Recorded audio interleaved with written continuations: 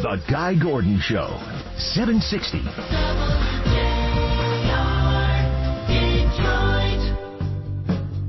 We have an administration that has gutted the Clean Water Act. We have communities, particularly communities of color and disadvantaged communities all over this country, who are suffering from environmental injustice. I assure you, I lived in Grosse Pointe. What happened in Flint would not have happened in Grosse Pointe. This is part of the dark underbelly of American society. She went viral with that comments and others. That's Marianne Williamson, the spiritual leader, self-help guru, who used to live in this area, had a church here. And she was, honestly, from a policy standpoint, probably the least substantive person up there. But she got the most attention, and in a number of polls, she was declared the winner. What's the takeaway about that? David Dulio is director of the Center for Civic Engagement at Oakland University and a professor of political science. David, good afternoon. Hi. Oh, we're good. Help me understand the Marianne Williamson reaction. Does this make her legit or a curiosity? Well, at this point, I think it's more of a curiosity than any threat to any of the front-running Democratic candidates for president.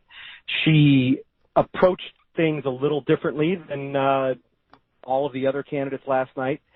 And, what I found interesting is watching on television, it appeared to me that she got the two most boisterous cheers and reactions from the crowd compared to anybody. And I think that might be what driving the reaction on social media and in Google searches and those sorts of things.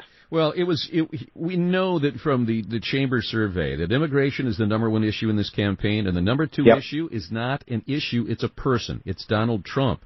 Is that the takeaway, that by talking about racial disadvantages, racist comments, perceived racist comments, that she's hitting on that nerve for Democrats?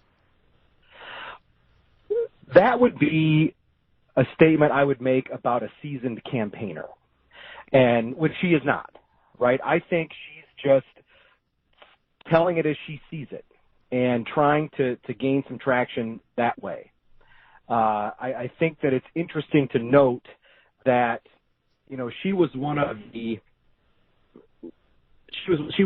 candidates that spoke the least last night. According to my tally, she spoke for just less than 9 minutes compared to Elizabeth Warren, who spoke for 18 and a half, right? So she's got to find a way to break through sort of the clutter of all the other candidates. And maybe it is by bringing up reparations or speaking in what maybe we could call some colorful language. Yeah.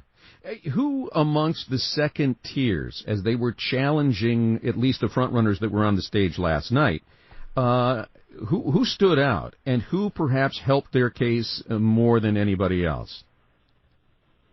Well, I think you have to put Williamson in that category.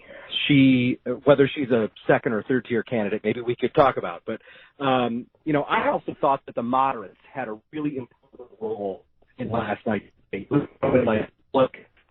Delaney, and they really pushed us running candidates.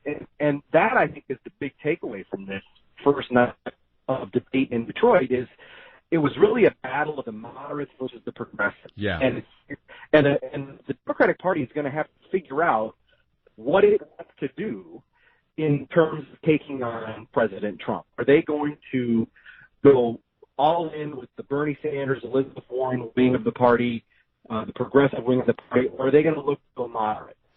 And that will I think, again, be on display this evening when Joe Biden does it. Unfortunately, I don't know where you are, but it sounds like you're in a basement somewhere, David. But I wanted to get your reaction to one thing before we let you go, and that is Warren and Sanders last night did something that really set me off. They basically called their Democratic counterparts the equivalent of rhinos in the Republican Party. In other words, they said, you're using Republican talking points. Aren't they going to be facing Republican talking points in the general? And do you think that is a label that will stick going forward to kind of stifle criticism of Medicare for all and other progressive ideas? It certainly could. If the left wing of the party wants to sort of stop those moderates, one thing they can do is compare them to Republicans and say, hey, we're all Democrats here. What we need to do is decide about how maybe how far left or how moderate we're going to be, but don't talk to us like we're Republicans here. We got to get on the same page as Democrats.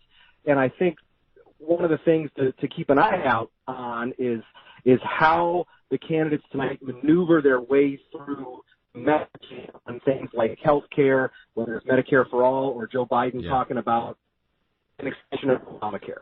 How important is it for Biden tonight? There are a lot of questions, kind of an undercurrent of concern in the Democratic Party about whether or not he may be a little too old, whether or not he has the fire necessary. And watching Delaney last night, you wonder if he could take some cues from from Delaney. I think tonight is critical for Joe Biden. He, in the last debate, I think even he would acknowledge that he did not have the best performance. He vaulted to the front of the pack as soon as he announced, and I think that's because there's a lot of Democrats across the country who are looking for a moderate voice, for somebody that they know, for somebody that they are familiar with, for somebody who they can feel comfortable with, maybe more so than a Bernie Sanders or Elizabeth Warren. He's to be able to stand his ground and again and probably take on Kamala Harris a little bit tonight, who owned him a little bit in Miami. Yeah, he has to be careful though, because his two critics are both people of color or women, so there could be some peril there for him. David Dulio, thanks so much for your time. We love our friends out at Oakland U. Thanks, Guy. All right, take care. And I want to know, for those of you that consider yourself independents or moderate Democrats, were you offended by your talking points being called Republican talking points? We know a lot of you have legitimate concerns about Medicare for all. Were you offended by that, or does that work to Warren and Sanders' advantage? We'll take your calls and take the calls we have on the line. It's the Gap Factory Back to School Sale. Come in store.